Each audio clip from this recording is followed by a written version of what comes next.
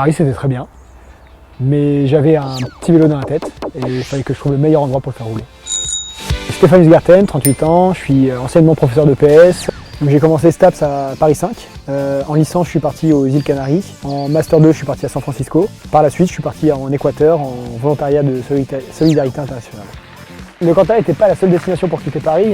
On avait en liste Lyon, Marseille qui sont assez proches de la nature. On avait surtout Lacanau qui moi m'intéressait pour le côté surf.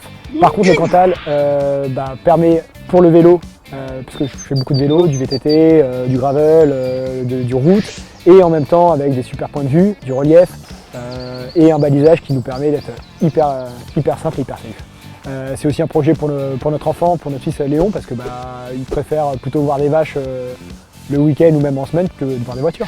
Marion, ma compagne, a elle trouvé un emploi et donc moi j'ai dû suivre. Trouver un complément d'activité à Aurillac qui était plutôt facile. Bon, j'ai su compter sur l'appui de la CCI qui m'a vraiment aiguillé.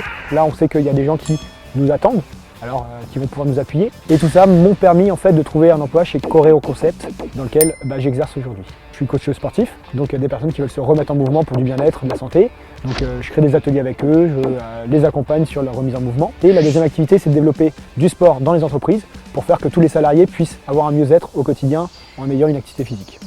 Et je dirige une association qui s'appelle Viacti, qui promeut l'utilisation de l'activité physique pour l'insertion par le sport. D'être ici, alors j'ai gagné en efficacité, je gagne un cadre, puisque ça me permet de travailler sur ma terrasse, qui est quand même beaucoup plus sympa qu'un bureau parisien, et ça me permet d'être tout aussi efficace, voire plus. À Paris, ça me coûtait d'aller chercher un petit brin de nature. Aujourd'hui, je l'ai au quotidien, donc je suis milliardaire en nature.